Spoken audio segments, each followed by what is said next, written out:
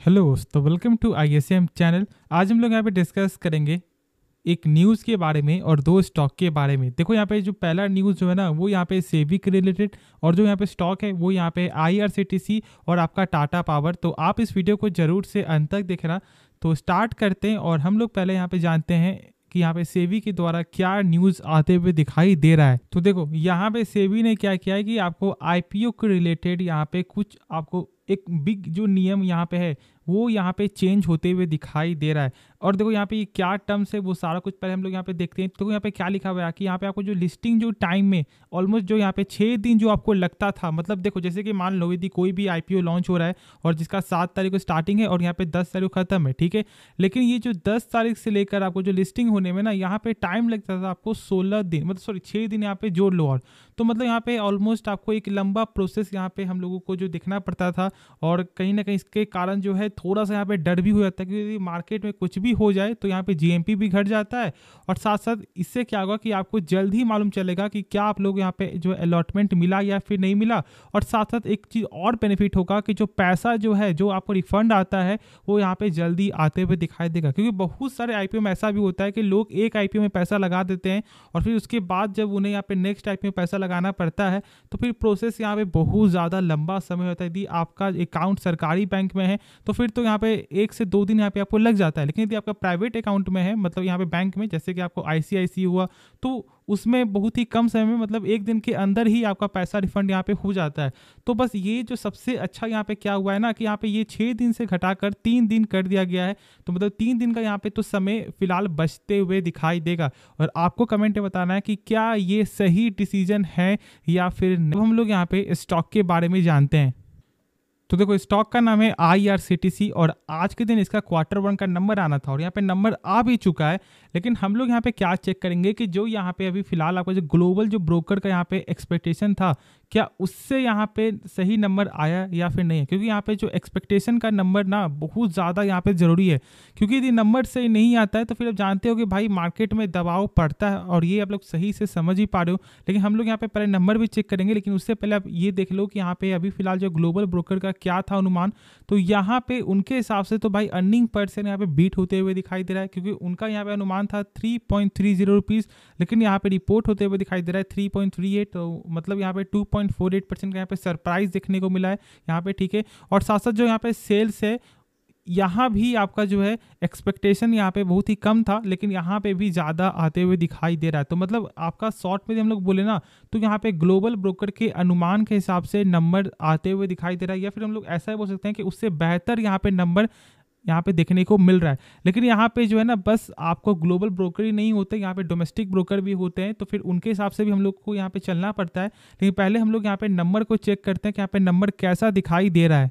तो देखो यहाँ पे जो है सेल्स के हिसाब से ईयर ऑन ईयर पे यहाँ पे ऑलमोस्ट 853 करोड़ से बढ़कर यहाँ पे आपका हो जा रहा है कितना, 1000 करोड़। तो मतलब यहाँ पे सेल्स में तो भाई ईयर ऑन ईयर पे एक अच्छा ग्रोथ जो है दिखाई दे रहा है। ऐसा हम लोग यहाँ पे बोल सकते हैं कि ऑलमोस्ट यहाँ पे 20% तक तो यहाँ पे सेल्स में ग्रोथ है। फिर उसके बाद देखो यहाँ पे हम लोग डायरेक्ट चेक करते हैं इसका क्या प्रॉफिट यहाँ पे क्या दिखाई दे रहा है, क्योंकि मेन यहाँ पे यही है। और देखो प्रॉफिट में यहाँ पे कमी आते हुए दिखाई दे रहा है। यहाँ पे आपका 246 करोड़ से घटकर आपका 232 करोड़ का नंबर है। मतलब कि कहीं ना कहीं यदि हम लोग ऐसे समझे तो 4 से 5% का जो नंबर है ना, वो यहाँ पे कमजोरी आते हुए दिखाई दिया है प्रॉफिट के हिसाब से। तो क्या यहाँ पे इसका जो आपको नेगेटिव सेंटीमेंट हो सकता है। तो देखो यदि IRCTC यदि गिरावट होता है ना तो यहाँ पे IRFC में भी और साथ साथ यहाँ पे RVNL में भी एक क्वेश्चन मार्क उठेगा। क्यों? क्योंकि उसका भी नंबर आपको आने वाला है। और यदि यहाँ पे IRCTC से जब आपको नंबर सही नहीं आ रहा है और यदि प्रेशर होता है तो फिर कहीं ना कहीं उसमें भी करेक्ट आपको दिखाई दे सकता है। लेकिन एक भी स्टॉक को सेल मत करना। देखो बहुत से लोग ये जानना चाह रहे हैं कि IRCTC यहाँ पे आगे क्यों नहीं बढ़ा, और मैंने आपको हर वीडियो में शेयर किया हुआ है जब मैंने इस टॉपिक के बारे में बताया है कि देखो अभी फिलहाल जो काम चल रहा है यहाँ पे IRFC का, RVNL का, इरकॉन का, लेकिन उसके बाद यहाँ पे जो सारा जो बेनिफिट होगा ना वो यहाँ पे होगा IRCTC का। क्योंकि देखो जब 400 वंदे भारत जब आपको चलेगा तो जो भी इनका कैटरिंग का काम है, जो भी इनका आपका ऑनलाइन टिकटिंग का काम है, प्लस साथ साथ यहाँ पे जो डाटा मोनेटाइजेशन का जो काम है, जो अभी जानते हो कि ऑलमोस्ट यहाँ पे आ भी सकता है। तो इसलिए ये सब यहाँ पे फायदा देखने को मिलेगा। और अब जानते हो कि इनका डाटा का कोई भी कमी नहीं है। बहुत से लोग इनके साथ जुड़ते हैं और अब जानते हो कि टिकट भी यहाँ पे लेते हैं। तो इसलिए यहाँ पे लॉन्ग टर्म में तो बेनिफिट ही बेनिफिट है, बस आप लोग में यहाँ पे कितना पेशेंस है। क्योंकि जब ये स्टॉक आपको रैली करेगा फिर से ना, तो फिर आप लोग क्या करोगे कि एक हाई प्राइस में स्टॉक को बाई करोगे और फिर आप लोग यहाँ पे क्या बोलोगे, भाई कंपनी खराब है। ये कंपनी अभी भी आपको जो है ना 300% से ज़्यादा का जो रिटर्न आपके साथ यहाँ पे शेयर कर रहा है। लेकिन अब हम लोग यहाँ पे चेक करते हैं इसका शेयर होल्डिंग पैटर्न। तो यहाँ पे क्या दिखाई दे रहा है कि जो इसका प्रमोटर स्टेक है वो यहाँ पे फ्लैट है, लेकिन यहाँ पे देखो FIS ने अपना स्टेक यहाँ पे गेन किया 6.53% से 6.99% यहाँ पे दिखाई दे रहा है। लेकिन यहाँ पे डोमेस्टिक वाले ने थोड़ा सा यहाँ पे स्टेक को कम किया है, लेकिन साथ साथ देखो यहाँ पे आपका पब्लिक का स्टेक तो यहाँ पे भी ऑलमोस्ट 1% से ऑलमोस्ट 0.5% तक का यहाँ पे कमी देखने को मिल रहा है।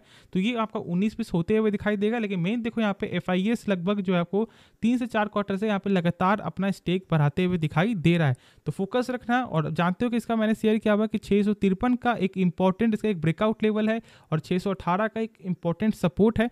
तो यदि इस बीच में स्टॉक चलता है तो एक साइडवे चलते हुए दिखाई देगा, लेकिन जैसे ये दोनों में से कोई भी लेवल ब्रेकआउट या फिर अगर ब्रेकडाउन होता है तो फिर स्टॉक में यहाँ पे कहीं ना कहीं थोड़ा सा कमजोरी या फिर यहाँ पे गेन दिखाई दे सकता है। तो अब हम लोग यहाँ पे नेक्स्ट स्टॉक के बारे में जानते हैं।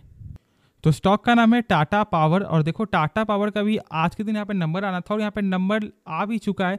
तो हम लोग यहाँ पे पहले नंबर चेक करेंगे यहाँ पे नंबर कैसा दिखाई दे रहा है, उसके बाद हम लोग यहाँ पे जानेंगे कि इसका यहाँ पे क्या टेक्निकल बता रहा है। लेकिन क्या यहाँ पे कंपनी खराब है? तो देखो कंपनी खराब नहीं है, बस आप में पेशेंस होना चाहिए, क्योंकि ये एक ऐसी कंपनी है ना जो ये हो सकता है कि जो 1 साल का जो रिटर्न है वो 5 साल में भी देखने को ना मिले। और आपको यहाँ पे ये भी हो सकता है कि जो 5 साल का जो रिटर्न है, मतलब आपको 100% का जो रिटर्न आपका होता है मान लो 5 साल में, ये आपको 1 साल के अंदर भी ये दे सकता है 100% का रिटर्न। तो इसलिए इस तरह का पेशेंस चाहिए। और यदि आपके पास इस तरह का पेशेंस नहीं है और यदि आपको ये लगता है कि कंपनी का बिजनेस यदि यहाँ पे ग्रो नहीं करेगा तो आपको वेट करना चाहिए, ठीक है, आपको स्टॉक को बाई नहीं करना चाहिए। लेकिन यदि आपको ऐसा लगता है थोड़ा सा भी कि हाँ भाई कंपनी का बिजनेस यहाँ पे लॉन्ग टर्म है, क्योंकि देखो इसका सेगमेंट क्या आपको एनर्जी सेगमेंट है और अब जान रहे हो कि यहाँ पे लॉन्ग टर्म एक बड़ा मार्केट ये बन सकता है। तो इसलिए एक बार खुद से इसके बारे में सोचना समझना, क्योंकि मेन होता है बिजनेस। पहले बिजनेस के बारे में समझो, उसके बाद आप लोगों को यहाँ पे फंडामेंटल समझना है। और यदि आपको जो स्टॉक के बारे में जानना है फंडामेंटल, आप कमेंट कर सकते हो, क्योंकि आप जानते हो कि मैं शनिवार और संडे को जो है कंपनी का जो भी फंडामेंटल जो होता है उसके बारे में वीडियो बनाता हूँ, तो आप कमेंट कर सकते हो, ठीक है। लेकिन अब हम लोग पहले इसका चेक करते हैं क्या Q1 का नंबर। तो देखो यहाँ पे सेल्स जो है ना वो यहाँ पे 14,495 करोड़ से बढ़कर यहाँ पे होता है 15,213 करोड़। लेकिन एक चीज़ यहाँ पे आप लोग जो गौर नहीं कर रहे हो कि जो सेल्स का जो ग्रोथ है ना वो उस कदर का ग्रोथ दिखाई नहीं दे रहा है। मतलब जहाँ पे कम से कम 10% का भी ग्रोथ होना चाहिए उसके हिसाब से तो ये ग्रोथ आपको नहीं है। और ये आप लोग यहाँ पे समझ भी पा रहे हो, क्योंकि ये ऑलमोस्ट आपका 5% तक का ये सेल्स में ग्रोथ है। और फिर यदि हम लोग यहाँ पे इसका चेक करें क्या ये प्रॉफिट यहाँ पे क्या दिखाई दे रहा है, तो देख सकते हो कि यहाँ पे 884 करोड़ से बढ़कर 1141 करोड़। मतलब देखो यहाँ पे प्रॉफिट का जो नंबर है ना वो यहाँ पे गजब का यहाँ पे परसेंटेज दिखाई दे रहा है। लेकिन ईयर ऑन ईयर के साथ जो सेल्स है वो थोड़ा यहाँ पे कमजोर है। और देखो यहाँ पे क्वार्टर भी जो प्रॉफिट है वो भी यहाँ पे सही है। और यदि हम लोग यहाँ पे क्वार्टर चेक करें इसका सेल्स भी, तो सेल्स भी यहाँ पे क्या दिखाई दे रहा है, एक अच्छा यहाँ पे गेन है। तो ठीक है, यहाँ पे क्वार्टर नंबर अच्छा है और सेल्स में थोड़ा जो यहाँ पे ईयर ऑन ईयर पे थोड़ा कमजोरी है, क्योंकि हम लोग ऐसा बोल सकते हैं, क्योंकि मेन कम से कम 10% का तो ग्रोथ यहाँ पे होना ही चाहिए किसी भी कंपनी का। और यहाँ पे ये 5 से 6% का नंबर दिखाई दे रहा है। तो क्या करना चाहिए, क्या यहाँ पे नंबर खराब है? तो देखो ये कल ही मालूम चलेगा, ठीक है। और अभी स्टॉक को बाई आप करो या फिर ना करो वो आपका डिसीजन है। लेकिन एक बात यहाँ पे आप जरूर से समझ लेना कि 215 का एक इंपॉर्टेंट सपोर्ट है जो मैंने शेयर किया है पहले। ये था आपका रेजिस्टेंस जो मैंने शेयर किया था कि आप इस स्टॉक को बाई कर सकते हो और जैसे ये 215 क्रॉस जाए इसके बारे में आप सोच सकते हो, क्योंकि इसका जो टेक्निकल है ना वो एक बुलिश का साइन दिखा रहा था। और मैंने टारगेट भी दिया था आपको 230 से लेकर 240 और ये सब टारगेट यहाँ पे आते हुए भी आपको दिखाई दिया है। लेकिन यदि ये स्टॉक गिरता है ना तो 215 का सपोर्ट आप जरूर से एक बार कंसीडर कर लेना। बाकी देखो यहाँ पे डिसीजन आपका होना चाहिए, पैसा आपका है, तो एक बार खुद से इसके बारे में समझना। लेकिन अब हम लोग यहाँ पे क्या देखते हैं, इसका शेयर होल्डिंग पैटर्न क्या दिखाई दे रहा है। तो जो प्रमोटर जो स्टेक है वो इस बार फ्लैट है, लेकिन यहाँ पे देखो FIS ने अपना स्टेक यहाँ पे गेन किया है, ठीक है, जो सबसे अच्छी चीज़ है। और साथ साथ यहाँ पे जो डोमेस्टिक ने भी यहाँ पे अपना स्टेक गेन किया है। तो ये सब कुछ जो पैरामीटर जो दिखाई दे रहा है ना, ये कहीं ना कहीं एक बूस्ट करते हुए दिखाई देगा। और ये आप लोग सही से समझ भी पा रहे, क्योंकि मेन यहाँ पे क्या होता है, प्रमोटर, FIS और यहाँ पे आपको DIS। और उसके बाद हम लोग यहाँ पे चेक करें कि इसका पब्लिक स्टेक क्या दिखाई दे रहा है, तो भाई 28% का है। तो मतलब यहाँ पे आपको पब्लिक स्टेक थोड़ा सा कम होते हुए दिखाई दिया है, क्योंकि लोग ऐसा हो सकते हैं कि यहाँ पे प्रॉफिट बुकिंग किए होंगे या फिर कुछ भी और यहाँ पे कारण हो सकता है। लेकिन ऐसे जो यहाँ पे स्टेक जो गेन यहाँ पे आपका हो रहा है, आपका FIS का भी और यहाँ पे डोमेस्टिक का भी, तो ये सब कहीं ना कहीं बेनिफिट देखने को मिल सकता है। लेकिन कल के मार्केट के सेंटीमेंट के बाद ही आप लोगों को कोई फैसला लेना चाहिए। तो होप ये वीडियो पसंद आया होगा। बाकी इस वीडियो में यदि आपको कुछ भी सीखने को मिला, आप इस चैनल को सब्सक्राइब कर सकते हो और साथ साथ आप इस वीडियो को भी लाइक करना। तो मिलते हैं नेक्स्ट वीडियो में, तो तब तक के लिए धन्यवाद।